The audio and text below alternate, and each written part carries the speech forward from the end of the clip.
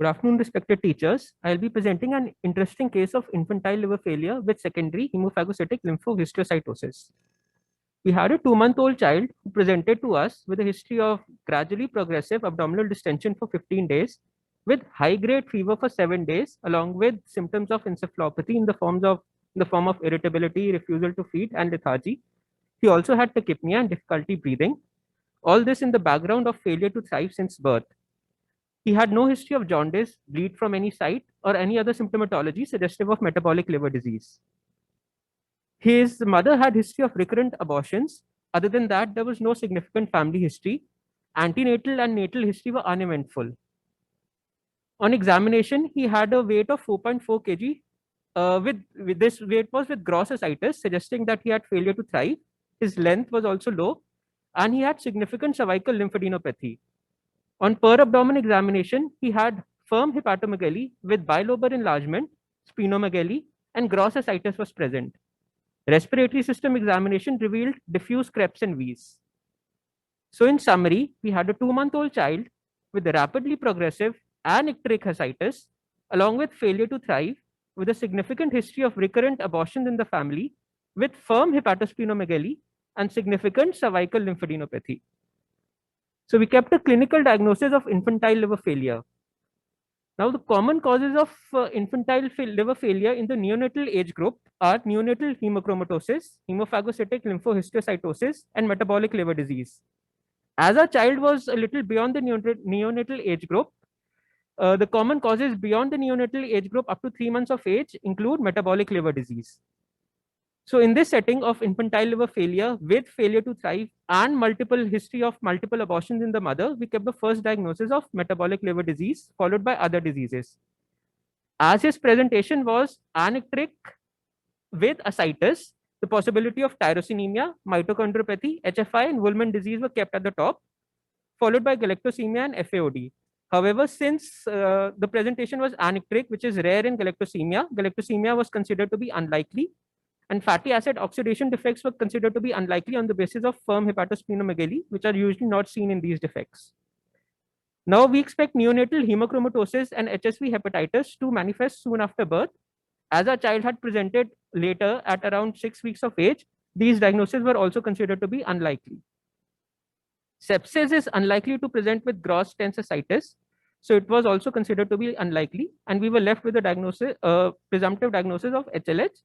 And if on further investigation, our child turns out not to have liver failure, then we were also suspecting HVOTO in view of his gross and massive ascites.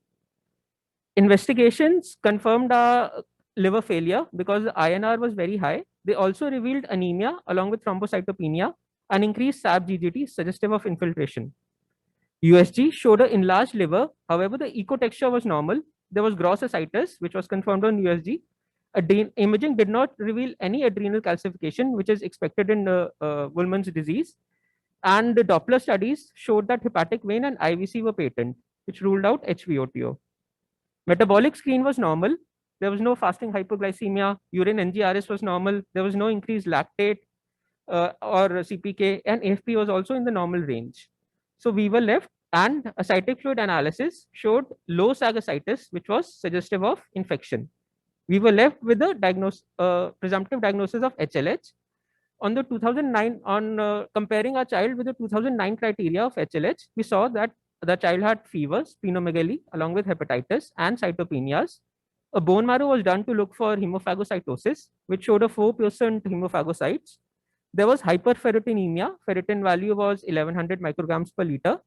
And supportively, there was hypertriglyceridemia. Triglyceride levels were 494 milligram per deciliter, and hypofibrinogenemia with a value of 42 milligram per deciliter.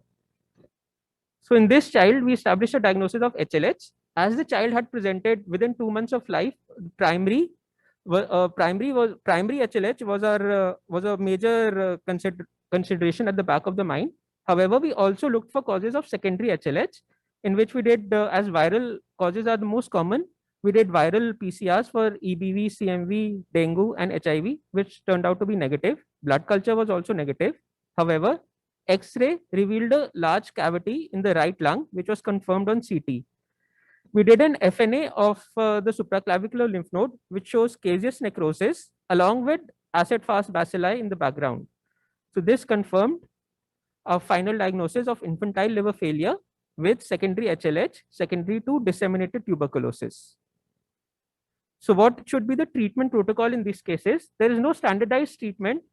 The initial part of secondary HLH management is to control the infection, control the trigger infection, if suitable medications are available for the same. Protocol, there are 4 widely followed protocols. First is either plasma exchange or IVIG. Protocol 2 includes plasma exchange along with IVIG. Protocol 3, it is essentially the HLA 2004 treatment management protocol, which consists of chemotherapy in the form of dexamethasone, etoposide, and cyclophosphamide, followed by plasma exchange if there is no response or deterioration on this chemotherapy. And protocol 4 consists of prednisolone and IVIG, followed by plasma exchange if there is deterioration or other system involvement or no response to this therapy.